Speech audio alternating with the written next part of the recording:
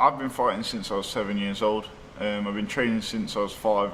It's been a family thing really, is how I got involved. My dad was a kickboxer, he was a professional world champion, and I believe I've took it to the next level, doing it all at 21 years old, and now moving on to boxing. I'm moving on to something bigger and better, and I'm hoping I can achieve the same, if not more, in boxing as I have done in kickboxing. Time now for the welterweights. First to make his way to the glory ring, his motto of make 'em miss and make 'em pay served him well in his debut win over Atakan Arslan in Dubai.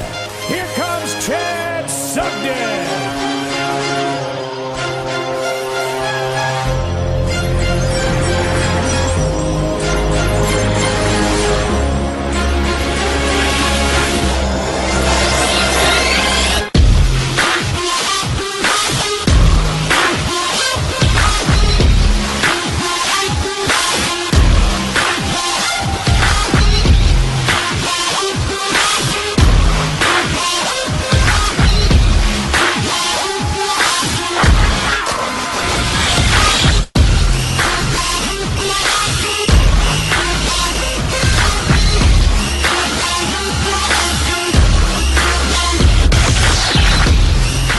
The reason I transitioned from kickboxing to boxing is pretty simple. At 21 years age, in 3 years I've been a professional kickboxer, and I've done more than most people would do in 10.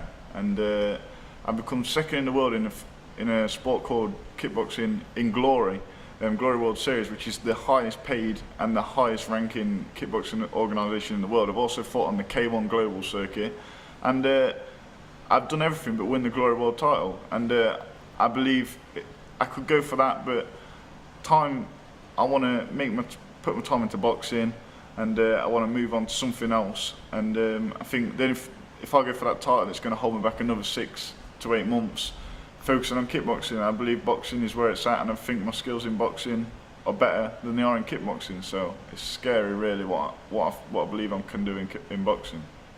In most of my kickboxing fights, I win most of my fights with my boxing skills anyway, and if you watch throughout my career, my boxing skills are superior to most of my opponents, and I believe if I just focus on that and the kicks come out of the equation, my boxing skills are only going to get better, and I can take on the best in the world now, but a few years time I'll be unstoppable.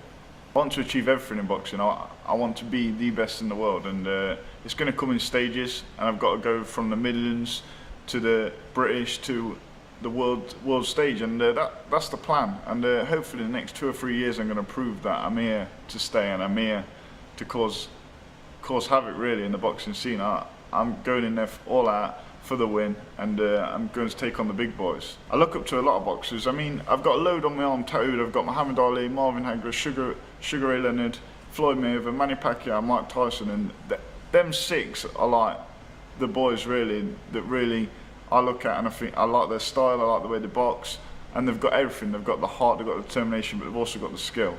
And I believe one day I want to be on someone else's arm, and that's what inspires me to change. They've changed people's lives in boxing, and it's not just about what you do in the ring, it's what you do out the ring as well. But also from a young age, my dad has inspired me, my brothers have inspired me, and also my cousin Fergus. He's a 7-1 as a professional boxer. It's good to see him coming on and doing really good things, and I believe I can follow in his footsteps, and hopefully go on the journey with him. And my dad's played a massive part in my career as a kickboxer, but also as a boxer. A lot of people don't know I amateur boxed from a young age, and I did really well. I got to the national finals. I got offered to represent GB in Finland when I was a youngster, and in boxing I had a really good record and beat some of the top boys in amateur. So when people say, "Oh, it's just a kickboxer," they're having me on. Do you know what I mean? I'm as good with my boxing as I am with my legs. Do you know what I mean? So I'm here to show them that kickboxers can box. The schedule's really intense. I mean, I train 3 times a day on some days, and it's hard work. But obviously, you don't want to overtrain either. It's all about training smart and fight easy. If you train, everyone can train hard, but if you put too much in the gym and you train that over a bit too much, you're going to get injured and stuff like that. It's about working them skills and then doing that strength, doing that running, doing them hill sprints and working hard. You've got to make yourself uncomfortable in the gym to know what it's like in the ring when you're fatigued, the crowd's behind you. It's not an easy sport. It's not an easy place to be when you're tired in the ring and someone's coming at you trying to take your head off. So it's about putting them hours in the gym, keeping dedicated to the sport, and also eating clean, doing everything else, getting the good rest. It's a lifestyle rather than just a sport. You've got to change your whole lifestyle. So, and this is what I'm here to do. It's my job. It's my passion. 10 years, I see myself at the top of the game. I see myself maybe even done in the game. I want to be. It's a short career, this fight game, and you want to be in and out. You don't want to be taking punches all your life. You want to be in, when you're fresh. Every fight. The key is to this game is every time you go into that training camp, you're the challenger. You can't be going in thinking I'm bigger than this, I'm better than this.